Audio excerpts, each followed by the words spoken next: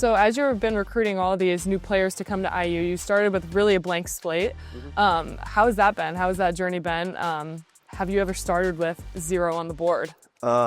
At Bradley University my first year before the transfer portal and NIL, and we won 5 games that first. But we were the youngest team in the country, and we built that up into back-to-back NCAA tournament teams. It was a totally different time now. I don't think Indiana fans want to wait till years 3 and 4 or 4 and 5, whatever it is. But no, and it was really fun. But no, the cool thing about starting from scratch to me is like every piece can fit into Coach DeVries' system. Like you're not trying to put a square peg into a circle. So we really got to evaluate the kids, the style of play, how they fit together, how they fit into his system. And, I think we got a good group that'll play well together.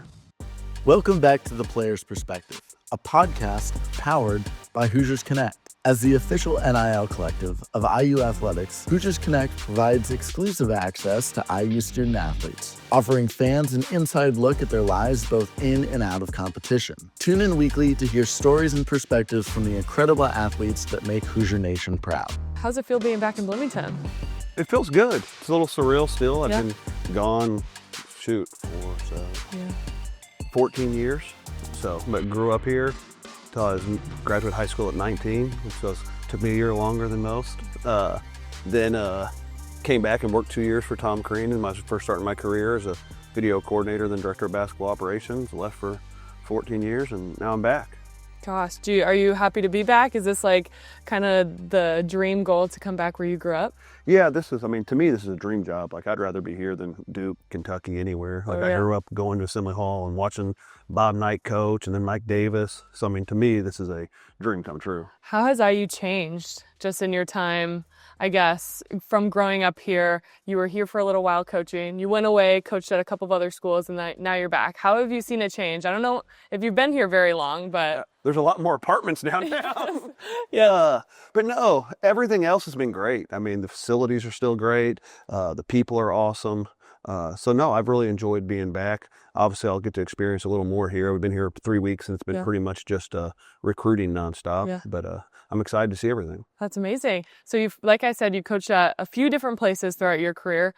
But what is one thing that's really stuck out to you from a coaching perspective, just, on that side of the court? Because you were a player for a while and then you went to coaching. So how has that changed your perspective a little? I realized that my coaches, I probably should have been easier on my coaches. I was probably a pain to deal with compared to some of these guys on some things. But no, like I've loved it. I was a player, then I was a GA, then a video coordinator, then an ops, then assistants at, the Mountain West, Missouri Valley, the Big 12, now the Big 10. So I feel like I've seen it from a lot of different angles. And it's been really fun to see how everything kind of works and to appreciate the job kind of every single person does, from the managers on to the head coach. They all have stress to different levels. Things like that. I feel like people don't understand that stress until you're like inside the gym with everyone. Like there's the managers, there's the practice players, there's the GAs, the recruiting staff, all those people. And with coaching, like you start from square one, from like being a student manager or being a video coordinator, and then you kind of have to work your way up. How has that progress been for you? Obviously, you're back in Indiana where you'd love to be, but it takes a while and a lot of time to get to where you want to be. How has that been for you? No, it took a long time, but I really did enjoy the journey, as corny as that could sound, and get to New Mexico, Bradley, Cincinnati, like to see different places. As a GA for Bruce Pearl at Tennessee, like just different ways of doing things. From growing up in Southern Indiana, then I went to be a GA for Bruce Pearl and seeing a totally different way of doing things. Like it's been a learning experience at everywhere I've been, and I've really learned it, and hopefully it can help us here. Could you talk a little bit about your time when you were playing at Iowa? Yeah, I played in junior college. Then I sat on the bench at Iowa, but you played under an IU legend. I played under Steve Alford, yes. And it was awesome. I learned a ton from Coach Alford, as I would still always be coach to me, but I learned a ton from him. And then he also gave me my first assistant job at New Mexico. We were top 10 in the country for 2 years out there, and then worked for Craig Neal for 2 years, who you have to be a real diehard person. He's from Southern Indiana and played at, I think, Washington. So spent 2 years with Craig Neal as an assistant too, and I learned a lot from them, just like everybody, So I really enjoyed it though. Your main job throughout, coaching is you've been a really good recruiter. A lot of people know you as a great recruiter. What is something you look for in a player that has nothing to do with their talent on the court? I guess the ability to be part of a team and to be selfless. I mean, there's some phenomenal individuals out there that have never been able to win. So I think winning's an under-recruited thing. Like, I think kids that have won their whole lives usually have a higher percentage of a chance to kind of figure it out and win at the next place. So I think being able to be part of a team, but also winning, like, I think that's a trait that some people don't always look for. Yeah. I think it's also really interesting because once IU started going to this new staff under Coach DeVries, I think everyone was kind of not worried, but like, who's going to be the Indiana guy? You know, there's all these Indiana staff from last year that left, and now we're bringing in a whole new staff, and nobody's really from Indiana, but you're the guy that came in. Does that mean something more to you, just knowing that you have a little piece of IU, you know the history, you know what it's like to put Indiana across your chest, you know what it's like to be in Assembly Hall? Yeah, I mean, I take a lot of pride in that, and I think I really know, like, I feel like I know the Indiana job and the Indiana, like, basketball landscape from high school to AAU to college. But Coach DeVries is a Midwest guy himself from Iowa and was at Creighton like 20 years. So, like, he understands that too. And I think, you know, Kenny Johnson's worked here before. So I think we have a lot of guys that understand how important basketball is, not just the university, which is, but the entire state, from high school, AAU, college, on up. So as you've been recruiting all these new players to come to IU, you started with really a blank slate. How has that been? How has that journey been? Have you ever started with 0 on the board? At Bradley University my first year before the transfer portal and NIL, and we won 5 games that first.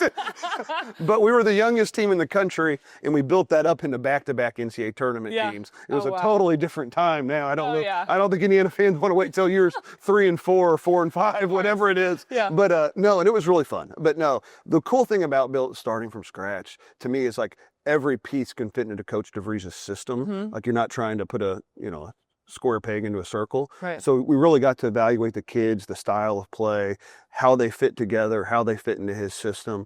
And, I think we got a good group that'll play well togeter. Yeah. How do you think the transfer portal has just completely affected college athletics in general? Yeah, I mean, you have to, like when I said the Bradley thing, it was kind of like when I was here with Coach Crean, like, you kind of sometimes would build it with young kids and want to build it all up, and that's not really the case anymore. Now, I think to have a successful program, and I think Coach DeVries, you have to have some kids within your program each year that understand the culture, understand how you play, understand what it means, and they teach the next guy and so forth. But obviously, with the transfer portal, it kind of changes the time frame on how quickly you can win and the type of guys you can get in your program. Oh, yeah. I feel like talking to coaches just outside in the women's basketball world, it's like coaches are now looking for, like, you have to recruit your team the next year, and people are looking for experience and winning players, so it's like, it's so much harder now to recruit freshmen out of high school rather than, the transfers. It's just a whole different landscape. But also talking NIL, like, how has that affected from a coaching perspective? How has that been being able to recruit players also? Well, I mean, I think it brings in a little bit of a, like, business component to it that may not have been there before. It's like, you got to decide, is the player good enough? Do they fit in? But are they worth the money demand that they're going to get in the open market? And so before, like, hey man, these 12 kids can play at Indiana. Let's take these 12 kids. Now you got to find out, you got to fit it into the budget and everything. And because we have a great budget, but every kid's got to be kind of slotted into a spot and a monetary value too. So you grew up in Indiana, came to Indiana as a coach, and now you're back again. But how is it going to be recruiting players from the state of Indiana? I think that's always a challenge on the coaching side, recruiting in-state players and trying to have that balance between, like, hey, they are going to be a great piece to our program, or should we go to a kid outside of the state? I think historically, if you look at it, when Indiana's had their best teams, they've had a lot of Indiana kids on it. And I think that's going to be incredibly important to our staff and to Coach DeVries. Now, you still have to have the talent, so you can take enough, if they're not good enough, they're not good enough. But I think over the history of Indiana's been at its best when the best Indiana kids have stayed home. Yeah, we're excited to have Trent next year as well. I mean, Indiana kids staying at home is always good. It's very important. Oh, yeah. How excited are you for the team next season and what you and your staff and Coach DeVries have put together? I'm really excited. I actually coached against Coach DeVries for many years when I was at Bradley and he was at Drake. Then we played him last year when he was at West Virginia, and they beat us twice. And I think Garrett and Jalen downstairs, I think every highlight tape we show a recruit is them scoring on Cincinnati. Like feels like a personal vendetta at this point. But he's an excellent coach. I had the scout when I was at Drake, so I've got to see his teams from afar. I'm excited to learn from him, and I really I admire how much he really makes sure the pieces fit together. They're his type of kids on the floor in the style, but also that we're going to have a good locker room, and those kids all fit the locker room too. Yeah. What do you think we're going to see most on the floor this year? I think we'll have a lot of feel and skill and guys that know how to play basketball, know when to pass, know when to shoot, know when to dribble, and unselfish basketball and shooting and skill. What is the biggest key to a winning culture, and how is that going to connect to next year's team? I think toughness is still one of the biggest things, which I got to throw in there. I think we have a lot of kids that'll be tough, guys that know how to play basketball, and some unselfishness. Like you can't have we call them pigs. I don't know if I should say that, but guys that are only thinking about shooting every time they touch the ball. But guys that know when to move it, know when to one more, and it allows different guys maybe to explode on different nights. But everyone has to have an unselfish trait to be able to do that, knowing that every night it might not be them. Yeah.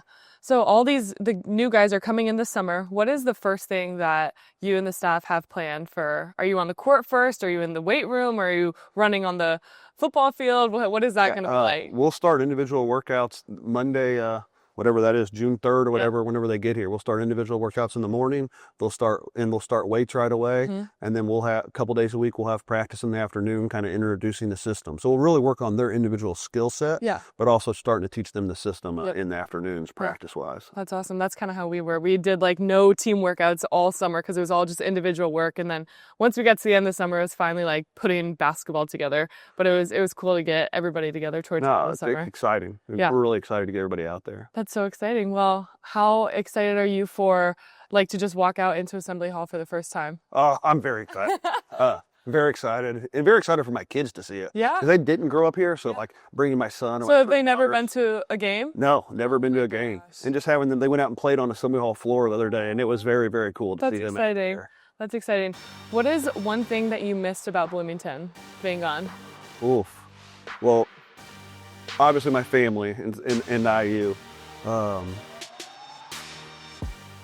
But I think a couple food spots, and then also the spring and the fall here in Bloomington. Well, thank you so much for joining us. We're really excited for you to be on the staff, you to be here, and for the team next year. Thank you. I really appreciate it. Thank you. We hope you loved this episode of Players Perspective. Don't forget to hit the subscribe button so you never miss an episode. Stay connected with Hoosiers Connect on social media for even more exciting content featuring IU student athletes. Until next time, Hoosier Nation.